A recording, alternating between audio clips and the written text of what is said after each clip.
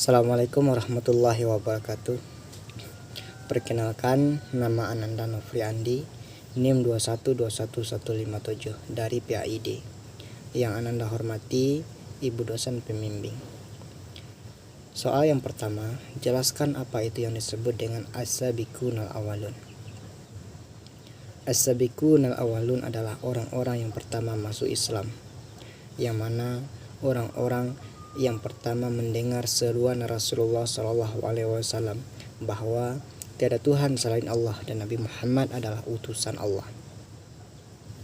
Dan orang-orang tersebut adalah yang pertama adalah Siti Khadijah bin Khuwailid, yaitu istri Rasulullah SAW.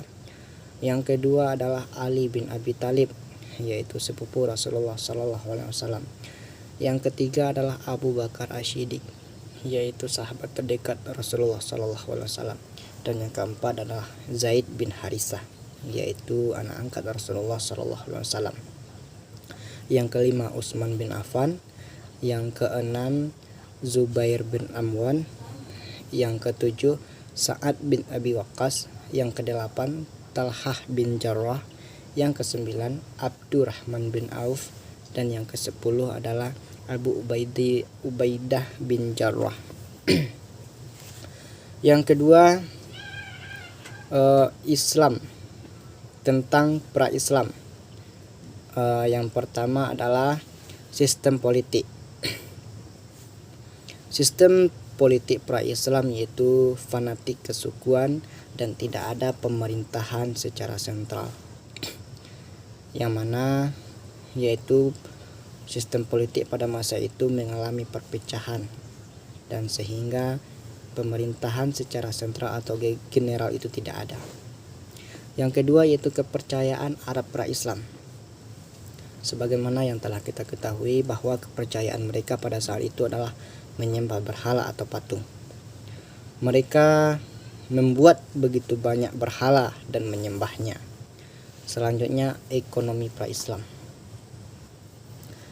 Pada saat itu ekonomi mereka, karena Mekah merupakan pusat perdagangan, maka saat itu adalah perniagaan. Perniagaan merupakan salah satunya. Dan juga mereka juga menggantungkan hidupnya dengan cara berternak dan bertani.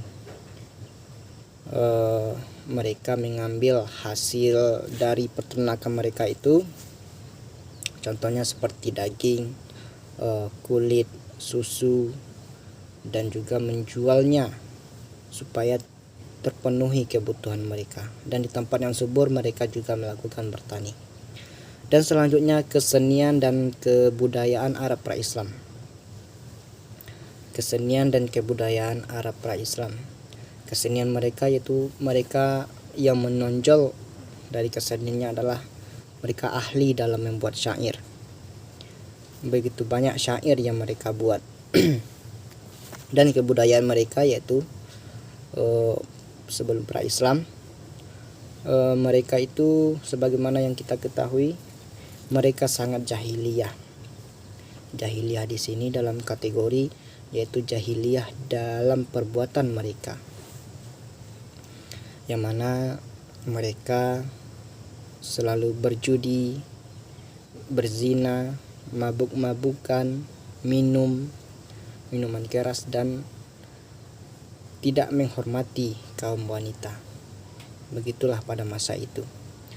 Selanjutnya ilmu yang berkembang di pra-Islam. Ilmu yang berkembang pada masa itu adalah ilmu astronomi, ilmu geofisika, ilmu meteorologi, dan ilmu nasab. Dan selanjutnya adalah silsilah keturunan Arab pra-Islam. Dalam sejarah, istilah Arab ditemukan pada manuskrip Asyriya di abad ke-9 sebelum Masehi, yang mana Assyria itu yang berarti orang-orang gurun atau Badui. Selanjutnya soal yang ketiga,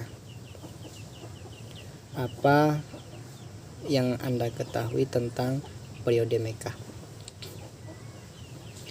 di periode Mekah, dakwah Rasulullah Shallallahu Alaihi Wasallam berlangsung selama 13 tahun, yang mana 13 tahun tersebut 3 tahun secara sembunyi-sembunyi dan 10 tahun secara terang-terangan. Dakwah secara sembunyi-sembunyi dimulai oleh Rasulullah setelah turun wahyu, yaitu surah Al-Mudaththir dari ayat 1 sampai 7. Yang kedua adalah dakwah secara terang-terangan, yaitu dimulai Rasulullah setelah turun surah atau wahyu Al-Hijr ayat 94 sampai 95. Dan pada saat dakwah Rasulullah berlangsung di kota Mekah tidak berjalan begitu mulus. Banyak halangan, rintangan, cobaan yang dihadapi Rasulullah SAW, seperti hinaan, cacian, ejekan, dan lain sebagainya. Selanjutnya adalah Rasulullah atau periode Madinah. Sebelum Islam datang ke Madinah, masyarakat Madinah itu sudah menganut kepercayaan, yaitu agama Yahudi, Nasrani, dan juga kepercayaan terhadap kekuatan-kekuatan atau benda-benda alam lainnya. Kedatangan Rasulullah di kota Madinah disambut meriah oleh masyarakat Madinah. Dan ada 3 tahapan Rasulullah hijrah dari kota Mekah ke Madinah. Yang pertama adalah umat Islam itu hijrah secara sembunyi-sembunyi. Yang kedua adalah Abu Bakar As-Siddiq bersama Rasulullah hijrah secara terang-terangan.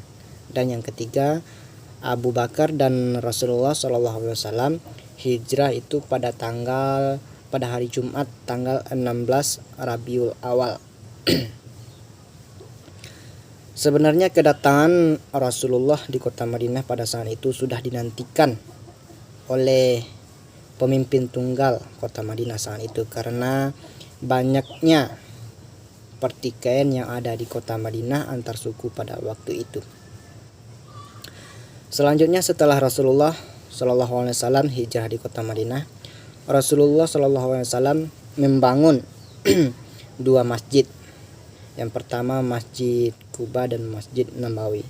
Sebagaimana Rasulullah SAW memanfaatkan dan umat di sana memanfaatkan masjid itu sebagai tempat beribadah, salat berjemaah, dan juga tempat pertemuan antar kabilah-kabilah kalau ada permasalahan yang ada di sana, atau permasalahan yang timbul di kota Madinah.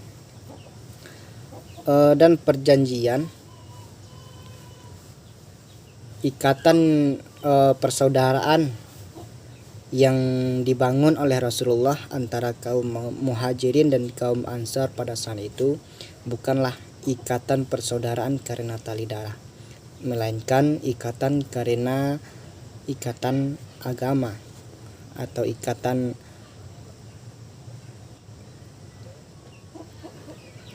selanjutnya adalah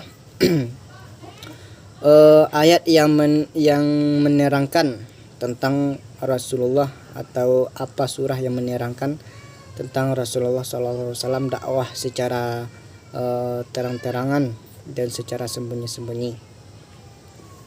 Rasulullah SAW berdakwah secara sembunyi-sembunyi yaitu 3 tahun, yaitu setelah turun wahyu atau surah Al-Mudaththir ayat 1 sampai 7.